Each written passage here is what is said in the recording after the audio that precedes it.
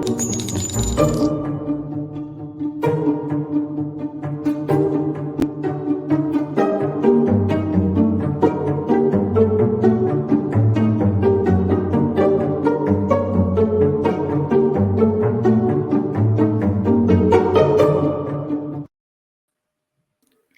everybody, and welcome to the True Crime Squad.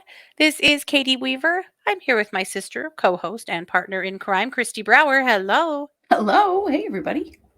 Happy How's it? Monday. Yeah, we're hitting the week running. Trying to Right? get like a whole normal schedule out of ourselves this Right? week. The Valor trial ruined us. Right. But so far, so good. Here we are. Yes. Yeah. Well, how's it going? Good. It's very good. We had a barbecue in my backyard. We We got did. It our was yard great. all cleaned up and ready for summer. What? Mm-hmm. Yeah, it's happening. It's happened quickly, Right? which is the Idaho way. You know, there's not a lot of spring around here. We don't get a lot of the spring and fall seasons.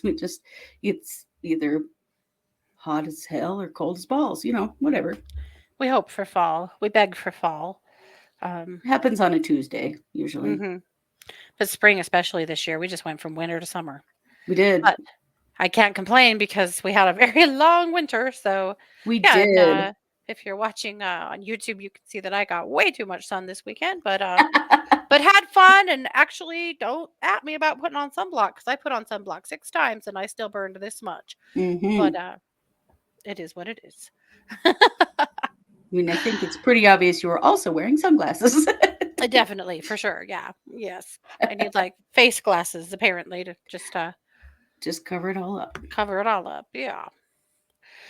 Well, this episode should probably just be titled something like Utah, are you okay? Yeah.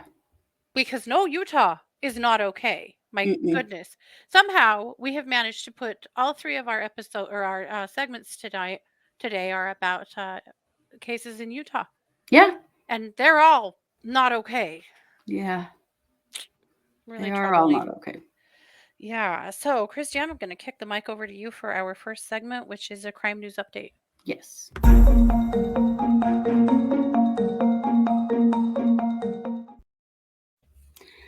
All right. Well, let's talk about this rancid sack of mayonnaise right here.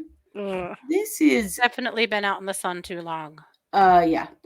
This is former BYU professor. BYU is in Provo, Utah. This man's name is Michael James Clay. He has just pleaded no contest to some reduced charges of sexual battery against 3 female students at BYU. Oh. Yeah.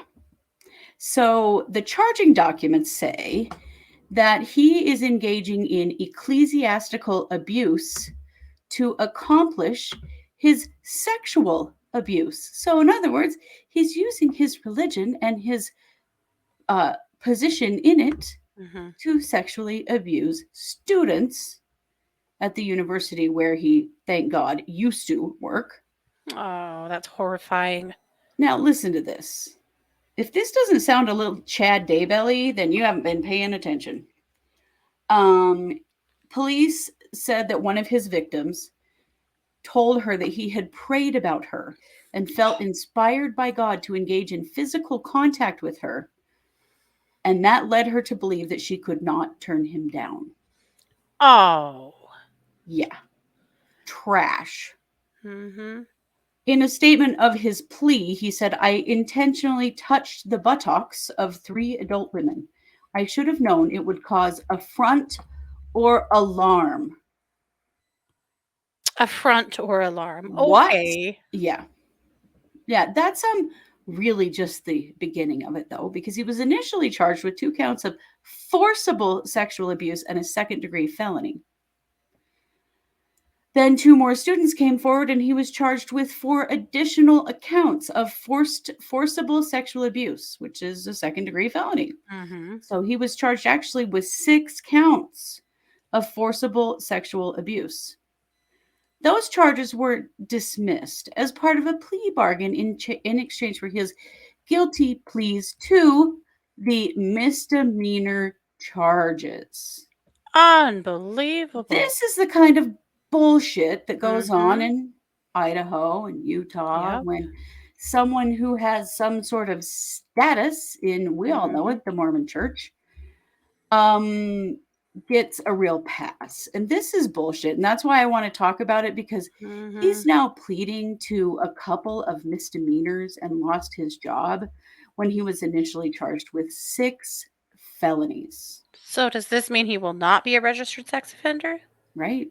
Not I if would they're assume not misdemeanors. on misdemeanors. Yeah, Oh my they're misdemeanors. god. So, And what a slap in the face to his victims. right? Additionally, for the ones who did come forward, and thank you for being that brave, Yes. and I'm sorry, you didn't deserve this to happen at all. I'm sure No. that feels very unsafe. But also for the ones who did come forward, can you imagine how many haven't? Yeah. Right? Because you know it's way more than this. Well, actually, okay, let's look at it a little different way. Hopefully, there is Mhm. more Right? that weren't involved in this plea agreement so that they Right. can slap him with some harsher charges and get Because it he this needs time. some felonies. He needs some felonies. The So in world needs his him to have some felonies so that he can be a registered sex offender. right, so that there can be something in place to protect other people. He is Mhm. sentenced to, guess what, 2 years of probation. Oh Ridiculous. gosh, how terrible. So he was apparently having one-on-one interactions with students that were kind of like therapy sessions. Oh god. So the victims told police that he used religion to manipulate them by giving them priesthood blessings or talking to them about spiritual alignment. Chad Daybell, anyone? He also was using his position as an associate professor and his ability to connect these students to future jobs to convince them to Oh, continue visiting with him or not talk to others about their interactions. so he's blackmailing them. Yeah, and he's given a misdemeanor for this. Unreal. Yeah, yeah. So Absolutely unreal. listen to this. This is a statement from his attorneys. Try not to vomit. Clay really wants to put this matter behind him. Oh, I bet. Oh, well, gosh, Clay. Yeah. When a person is assailed by allegations of sexual harassment, no, he was not assailed by sexual harassment. He was assailed by charges of sexual abuse. And assailed? Really? Yeah, You're yeah. not the one Trying that to was make him the assailed, victim. Clay. Yeah. Yeah, especially in the present social circumstances, and suffers the resources of the government on the side of the accuser. The accused may choose to plead no contest to misdemeanors and move his life forward. That is the path that Mr. Clay has chosen. Just so you know, his attorneys are Kara Tangaro and Scott Williams. And you know what? Fuck both of you. Mhm. He is not the victim here. He is No. clearly the offender. He has gotten completely out of this. 6 felony charges that were pled down to a couple of misdemeanors. Yeah, That is horrific. yeah. So these charges started, these reports initially started in April of 2020. The woman who alleged the first charge was an immigrant who was trying to get into the urban development program. Oh, yeah, like he didn't have her over a barrel. Give me a break. Mm. Clay was the head of that program at the time. Clay stopped working at BYU before the charges were filed later that month. Uh huh. Oh, Yeah. well, I He wonder quit why. before they could fire him. Mhm. It's just This gross. it's a very hard thing for students at BYU and BYU Idaho. Right. And my understanding is that this has gotten somewhat better, but there is an honor code office.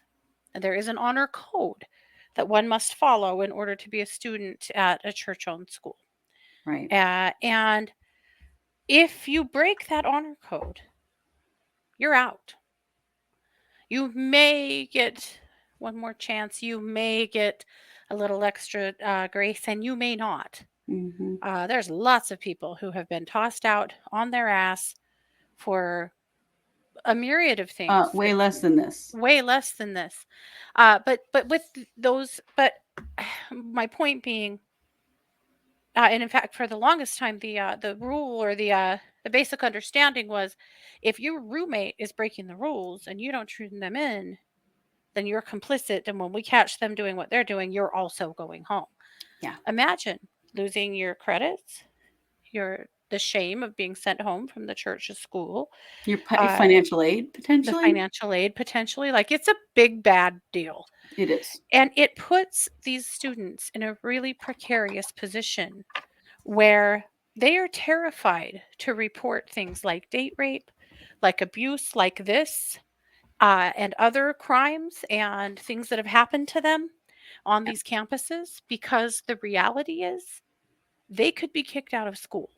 Yep. Now, I'm not saying that always happens, but it is a reality for a lot of students, and has created a very unsafe situation. Yeah. Partly because imagine these girls, and obviously some of this was going on where he was making threats to them, you Mhm. know, that they didn't feel safe to turn this stuff in Right. because of stuff he was saying to them. Yeah. That is just Obviously, a the person, worst. in authority over Mhm. them. Yeah. It is. It's the absolute worst, and you're 100% right that there's no way that these are the only incidents, but that he is ending up with misdemeanors and 2 years of probation out of this, Mhm. and has the gall to put out a statement that he is Mhm. the victim here? Because the big bad mean Fuck government off, and all brother their Clay. resources. Fuck Yeah, off. Yeah. totally. Yep. It's just Yikes. absolutely disgusting. But you know what? Let's just say his name a couple more times, because we want to make sure that if anybody has ever had any experience with him, or it does in the future, this is Michael James Clay. Mhm. He is a sexual predator. Stay as far away from this man as possible. Michael James Clay, there it is. Yeah. He Mhm. is a sexual predator who has Mhm. not been adequately consequenced. Mhm. Certainly, the community has not been protected against his behavior. No. The best we can do is put out his name and his picture and say, you know what? Watch out for this dude, because he's Mhm. done this before and he'll do it again. Especially getting as little consequence as this. Come Mhm. on. Just makes me furious. Really, really upsetting. Yeah. Yeah. Well, Ridiculous. speaking of upsetting, Yeah. let's move on to what happened in Utah on Friday with yet another true crime update. Yeah.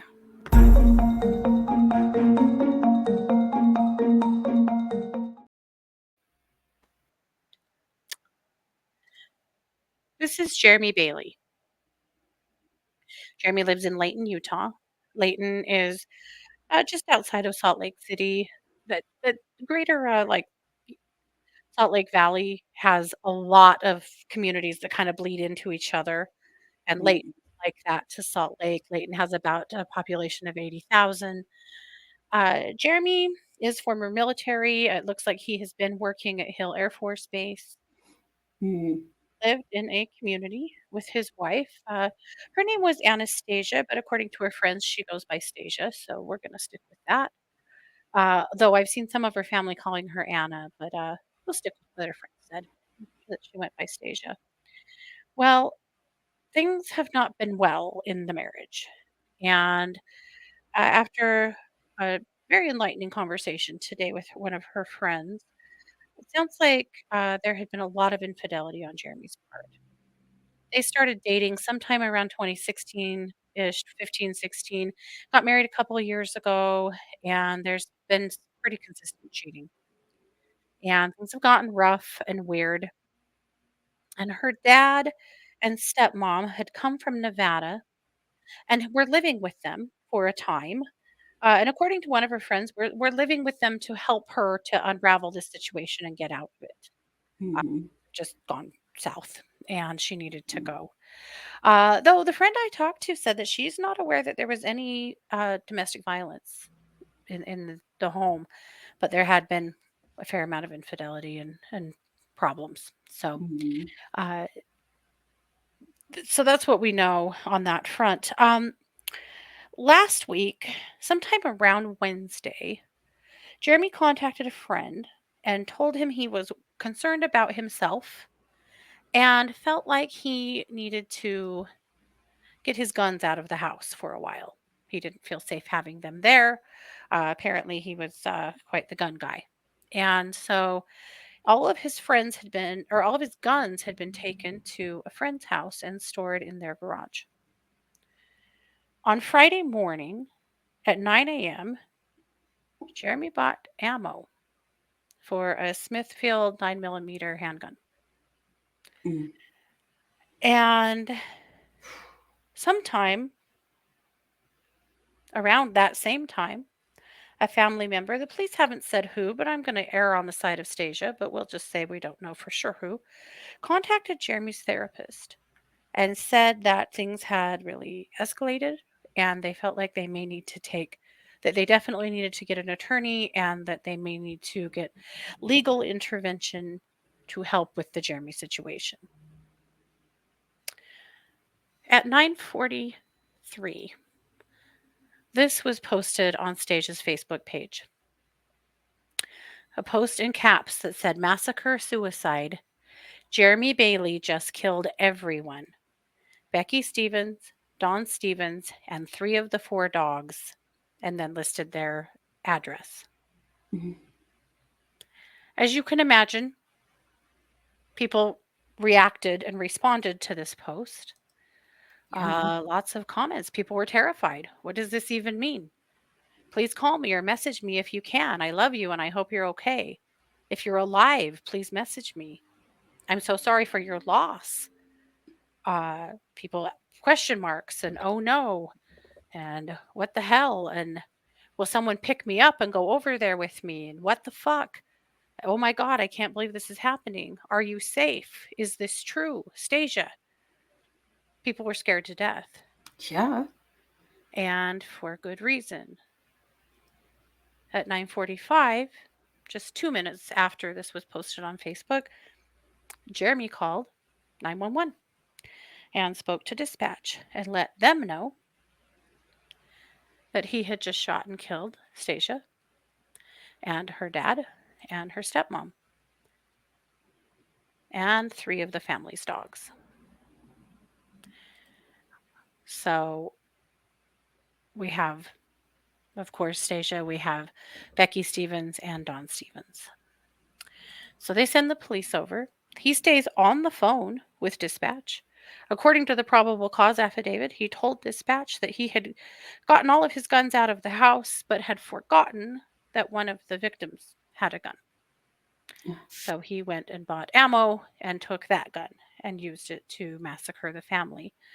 He also told dispatch that there was a murder suicide taking place. It appears to me from the Facebook post and from the probable cause and what he said to dispatch that his intention was to off himself. Why he didn't? He chickened out, I guess. Dispatch talked him out of it. Not sure. But for whatever reason, he ended up not killing himself. So the police get there and, of course, discover a horrific scene.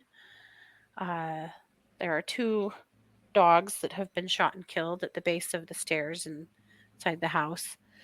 Going up the stairs, all 3 victims are in separate bedrooms. They've all died from gunshot wounds. The police find on the kitchen table 2 cell phones and the weapon. They find in his truck a receipt for the ammunition and then find CCTV footage later of him purchasing the ammunition. Mhm. He tells the police in the probable cause, he asks them if the firing squad that Utah has just reauthorized is going to be available to him and that he would like to have the death penalty. I don't think he should get it, Jeremy. I really Still don't. think you're in control, Yeah, jackass? Because you're still not. thinks he's in control. Let's put you And in prison for the rest of your life so that you have to mhm, face this. yeah, don't know why you get to just get out there, Jeremy. I don't think you should. Mm-mm. This is what the scene in the neighborhood looked like Mm. Oh, while they God. were bringing in all of the units to investigate. When dispatch, he stayed on the phone with dispatch, and they coordinated with the police for him to surrender peacefully. They took him into custody with no issues at all, and that's where he sits. I want to tell you a little bit about Stasia. This is Stasia. She was 36. She would have been everybody's best friend. She was everybody's best friend. Her friends will say that she was able to help them when they were in the darkest of times, that she was a bright light to everybody that she met. She was a gifted artist, both more contemporary and also a tattoo artist that put, it sounds like put ink on a lot of her friends. Mm. She also was really known for her love of Halloween and Christmas, and she was very known for her decor, that she'd do her yard up big for Halloween and Christmas. And when people would come to see her yard, there was a donation can out for a local dog rescue. Oh, She also was a dog trainer and had helped a lot of people with their dogs and had been working as a dog trainer. Uh, she had not had any children, had wanted to, but had not had the opportunity to have kids. By all accounts, from everyone I've spoken to and everything I have read, this girl was beloved by everybody and was an absolute sweetheart. It's horrifying to think that she was this close to getting out, yeah. that her parents were there to help her. Reminds me of another case in Utah last fall, when a family annihilator took out his entire family and his mother-in-law and then himself. Yes. Also, of course, in Utah. She was almost there. It's just, it's heart-wrenching to think that this happened. It is. It is. And that her parents lost their lives for this too. Yeah, because they were there to help her to get out of there and get her life back on track. So this is Becky and Dahn. Mm. Her friends also say that Becky and Dahn were the nicest people you'd ever want to meet, were a ton of fun, and that some of them had had just wonderful experiences with them as well. These were good people. Yeah. You know, they cared about their daughter. They were trying to help her. Obviously, it was known there was something wrong, going really wrong in Jeremy's head. He told the police that there was some sort of a domestic altercation with Stasia that morning, and they don't know exactly what that was, or at least we don't know exactly what that was or what set this off. But this is what happened. It's a Mm. miracle that he's in custody. One thing he did not do, he didn't kill the dog that was her pride and joy. Now, I'm going to assume that all of the dogs were her pride and joy, because Right. a lot of her friends say that she liked animals a lot more than she liked people. Well, And and she was a dog trainer. I mean, she loved mhm, dogs. she loved her dogs and your dogs and anybody else's dogs she could come across. Right. So she had an older uh, Boston Terrier, little female Boston Terrier, that was her pride and joy. He didn't kill that dog. And in the uh, arrest affidavit, he told police that he really didn't want to see that dog end up in the shelter. Again, still thinking he's in charge. Right. Now, luckily, in, not on for his well-being, but for Stasia's, an aunt was able to take the dog. The detectives gave the dog to an aunt that ended up on scene, and they are taking care of her, and she's going to be okay. Mm. Isn't that interesting, though? That he killed 3 dogs, but he didn't kill that one. Clearly purposely didn't kill that one. Right. Like somehow that's some kind of fucked up mercy. You killed 3 people and Mhm. 3 dogs. Yeah. Like, what? You think that wins you some points or something, jackass? Wow. So he's being charged with 3 counts of murder, 3 counts of aggravated discharge of a firearm, and 3 counts of aggravated animal cruelty. Good. They charged him for the dogs. I'm glad Charge they him did. for everything. And Everything. don't give him the death penalty, please. No, no. Let him sit and stew for this, Frankly, if you ask for the death penalty, in my opinion, you don't get it. right? That's his easy way out. He didn't have the nerve to do it for himself. He's hoping they'll give him the firing squad. No, Jeremy. Mm-mm. No. Sit your ass in prison and think Mm-hmm. about what you've done for the rest of your life. Yep. Yep. As Absolutely. if asking for the death penalty makes it happen quicker. I'll tell you what, it doesn't. If No. you are sentenced to the death penalty, there are mandatory appeals that have to Mm-hmm. happen. It will still be many years before you would be executed anyway. And just saying you want it does not change that. No. Legally, everyone who gets the death penalty also gets a certain number of appeals. That is required. Yep. It is in hopes of not Mm-hmm. um, executing innocent people. Yeah. Yeah. Not that that always works because it doesn't, but No. But that's what's built it's into our a system for stopgap. sure. Yeah. Yeah. Yeah. As well it should be. But Well, most definitely. But yeah, just yeah. thinking, just give me the death penalty means I'm going to plead guilty and they'll give me the death penalty. No, Jeremy, you'll have Yeah. years before that happens, Also, we'll see if you plead guilty because I'll bet you don't. right? We'll see. We'll see. Yep. Uh, some of the neighbors have been interviewed in some of those, and I've linked some articles here to some of those. But one of the neighbors said that she was driving home from somewhere last week and saw Jeremy and Dad, Dawn, or well, father in law, Dawn, Hmm. standing out at the road having a heated argument. Hmm. By and large, the neighbors are absolutely stunned.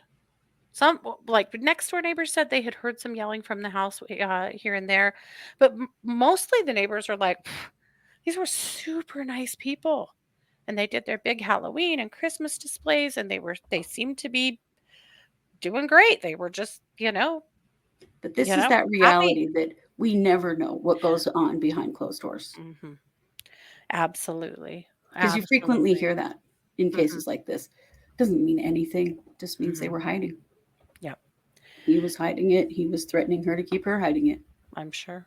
I mean, I'll bet you Yeah, $100 there was domestic violence, but she wasn't didn't talking about just it. didn't tell anybody. Yeah. She spoke to one of her friends on Wednesday and talked to her about that cheating had started up again and that Mm. she was trying to figure out what to do. So, Let me give you all a little hint. If a friend says, I'm struggling, I want you to take all my guns, you take all the guns and then you report that to the police yeah, immediately yeah. because that makes a because the last murder suicide that we talked about, that you had referenced, the Mhm. man who killed his wife, mother-in-law, and all of their children, and then himself had done the same thing, Yep. and Yep. he still killed his whole family. He still got a gun. It's Yeah, not that hard to get one. sure isn't. Not here in the West, You can turn your guns over to somebody and then just go buy another one, right? you know? You And sure this gun can. sounds like this gun came from inside the house that If somebody does that, you belonged to report someone that to the else. police, Yep. and you let the police get in there and do a welfare check and see if there needs to be some intervention because that does Yeah. not mean that the problem is solved at all. Absolutely. Absolutely. And not painting any blame on the friend at all. No, Not not at their all. fault It's in just any it's way. something we need to think about Yep. because we all could be in the position of that at one point or another. Absolutely. And it's just more of the see something, say something, Yes, it you is. know? And if it seems like something is that wrong in somebody's world, Yeah, the most worst that definitely. can happen is they'll be mad at you, you Yeah. know? Oh well, mad at you and alive is a lot better than the alternative. Yeah. Yep. Absolutely. So that's what we know. I haven't been able to see the arrest affidavit quite yet. Once we do, if there's anything different or new to that, we'll update that in case updates. Hmm. This is an interesting one because we have a perp and we have a preliminary confession in the arrest affidavit, Hmm. and yet this will still be a long foray through court. So I wanted to Well, open it partly just so that we could honor the victims, because I have a feeling definitely. that had we known Stacia, we would have adored her and been her Yeah. friend. I think a lot of you guys would have too. I can see that a lot of people are hurting from her death that adored her too, Yeah. and that's not much at all for me to be able to tell you about her parents. I don't know very much about her parents, to be fair, but Yeah. I know that they were willing to drop everything and move to Yeah. Utah temporarily to help their daughter. Right. And I think that says everything. Yeah. So we will update you as this case marches on, but we want to send all of the love in the world to Stasia's family and friends, to everybody who's been hurt by by this, by these murders. Yeah. Yeah. I keep seeing this referred to in the news as a tragedy, and it pisses me off because tragedy to me is an accident, not an intentional act. Yeah. So we're going to call it what it is, which is a triple homicide Yeah. and A massacre.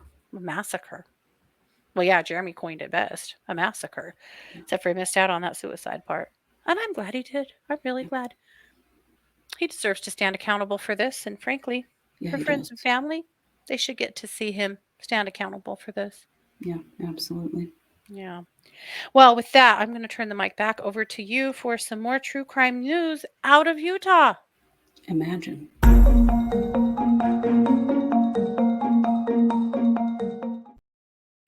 Well, let's talk about another piece of human trash. This guy. Oh, boy. This is Parth Gandhi. Parth Gandhi has been a Utah psychedelic doctor, and he has committed now what police believe to be a murder-suicide of himself and his teenage son. Mm-hmm. So their bodies were found at his work, which is the offices of psychedelic therapy and research in Salt Lake City. Mm-hmm. That's where Gandhi worked as a neuropsychologist, and he was the clinical director with a focus on psychedelics. He's also worked in ketamine clinics as well. Mm-hmm. So you may or may not know, but ketamine ketamine infusions have been used to help really severe depression and severe chronic pain. Mm-hmm. Psychedelics are also being tested and studied in the use of treating mental health issues. Yeah. It's a really fascinating and really important area of work. It's huge. Yeah. It is. It's really important. So let's talk about this a little bit. His 16-year-old son's name was Om Gandhi. He was 16, as I think I said that twice now. Om, according to a friend of Om's mother. So Om's mother is Leah Moses, and Om also has a sister. I don't know the sister's name. But Anne Blythe, who is a friend of Leah Moses, said, Om is known to everyone who knows him as a kind and compassionate boy. He was a high school junior. He was an amazing musician, apparently very, very skilled. He also loved basketball and just was an all-around good kid. A lot of people loved him and saw him as a very talented young man. There's been a custody battle that's gone on between Parth and Lee for a long, long time, many years. Mm-hmm. And Lee did manage to get custody of her daughter, but Parth kept Om. And he would basically do anything to keep Lee from getting custody of Om, to the level of murder-suicide. He killed his son to keep his ex-wife from getting custody of him. My God. Which is really the most selfish and fucked up thing I can imagine. Mm-hmm. Another thing Anne Blythe said, this is a quote from her. She said, Lee and her daughter genuinely feel like Om is their hero. They feel like he saved them, and they feel like he sacrificed himself so that they could be safe. Wow. Clearly, Parth was not a safe person at all. No, clearly not. It's so strange to me because the last names of the parents are Gandhi and Moses. Yeah. Can you imagine? So in court, these are cases Gandhi versus Moses or Moses versus Gandhi, which is very interesting. Yeah. Um, so Lee Moses filed for divorce in 2009. Mm-hmm. It took clear till 2014 to finalize their divorce, and the fight over custody has continued since then. Wow. This has been a really long, heated, difficult situation. How terrible for both of the kids. I mean, pre-murder suicide. How terrible for both of the kids. Right? Like your whole growing up, your parents are fighting over you. That's awful. Yeah, that's awful. But to go to this level, wow. Yeah. That is So in February of awful. 2022, the courts awarded Gandhi full custody of Om in a temporary order that was issued in the 3rd District Court. It said Parth shall have legal custody of minor son. These are his initials, OMG. The names in this situation are so weird to me. Mm-hmm. Anyway, it's not that the names are weird, it's just the connection. But anyway, with the final decision making authority regarding education and medical issues. So he was given full custody. Although last month there was a custody evaluation report that was filed with the court. So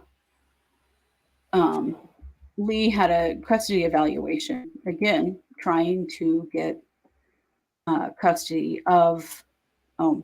She clearly knew that this was not that Parth was not a safe person. No. So in the custody evaluation, it outlined all of the problems in the family, and it recommended that Lee get full custody of Om. Yeah. So Lee Moses had protective orders against Gandhi on 2 different occasions, 2009 and 2011. Oh. So he's made her life a living hell for quite some time. He's made all their lives a living hell. And now has stolen her son from her forever. Yeah. Unbelievable. So there won't be really an update to this case, obviously, because the offender is dead. Mm-hmm. But I don't know. If you live in Utah, I want you to be really aware of what's happening around you and of the people in your life and the situations happening with them, because we have seen so much familial murder and sexual abuse coming out of Utah that it is frightening. Just when I thought Idaho was a hot mess, man, Utah said, we are, but hold so my does Diet Utah. Coke. Yeah. These family murders, we've seen quite a few of them. We talked about another one just a couple of weeks ago. Yeah. It's terrifying, but it's something I think we all need to be aware of, and be aware of the people in your life and be asking questions. And if people start turning over weapons, that is a huge red flag. Mm-hmm. You know, did anybody think that Parth Gandhi would have gone this far? No. Everybody is surprised to think that he would actually take his life and son's life to what? Win? When the over son his was ex-wife? 16? 16.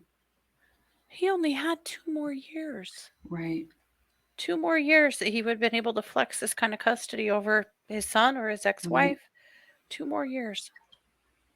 Right, and he was at risk of losing it based on that custody evaluation. Anything to win, I guess. Apparently. That's so sick and so wrong. But it also makes you wonder what Om has been enduring all of these years. Doesn't it? Especially with that statement by Mom. Yeah. That he sacrificed himself for her and her daughter. Mm-hmm. That sounds to me like that's apt. Yep. And it certainly does. My God. Yeah. Well, so much love to Mom, to the daughter, to all of the schoolmates, the classmates. Can you imagine how this must feel to all these kids? No, I cannot imagine. Or his friends, maybe his teammates. Right, and he was way into music, so he was probably, in orchestra or band. I don't know what instrument he played. So but he was probably involved in the musical groups and maybe the theater groups at his school. And I mean, a death like this is devastating to a community. Oh my God. Very, very sad. Not to mention the patients. Dr. Parth's patients. Can you imagine? Dr. Parth's patients. Or Dr. Gandhi's patients. Oh, yeah, Dr. Gandhi. Yeah. Can you imagine if you just learned that your doctor just did this? I cannot imagine how shocking and terrifying that would be. but also because they are using psychedelics to treat really Trauma. sensitive stuff. Yeah. And then to Yeah. find out that this is what your doctor was actually up to. Yeah. Oh. While he was supposedly helping you. Hmm. That's definitely re-traumatizing for sure. It is, but also if he was helping them and now he's gone, now Yeah. what? Now what? I know. There's so many reasons why this is rocks that community in so many ways. My Yeah. God. Well, Utah, get it together. Yeah. Nobody deserves this. No. Absolutely Wow. not. Well, that's what we have for Monday. We will Hmm. be back tomorrow on Tuesday with a brand new episode. We'll be back Wednesday with a brand new episode. And we'll be back Wednesday night for Wednesday night case updates, Yes, we will. where we update all of the cases that we're following, or as many of them as we can, uh, Yeah. in an Well, and hour's time. Brian Koberger's arraignment is today. Yep. Um, so we'll be talking about that. There will be no cameras, no nothing in the courtroom, and Nope. so we'll only know after the fact. But we'll definitely be Yep. telling you more about that. He's expected to plead not guilty. It'll be a Right. brief event, but It will, but it's one step further for him, which is good. and there were a few new details that we didn't know from the grand jury indictment, so we can talk Hmm. about that And the as well. Dateline episode, Yes. and we'll talk about that too, because the Dateline episode was also really interesting. Yeah, very So interesting. look for that So, for tomorrow. yeah, for Wednesday night. Yeah. Mhm. All Well, I right. really for Tuesday. I was planning to talk about that on Oh, Tuesday. oh, by God. Okay. Mhm. We got it. All righty. Well, you guys take good care of yourselves. You know you deserve it. You all get a cookie. Take care. Be Mhm. sure to like, share, follow, all the things. Comment. It helps Yep. us, and we appreciate you guys a lot. This has been yet another production of the True Crime Squad. Bye, everybody.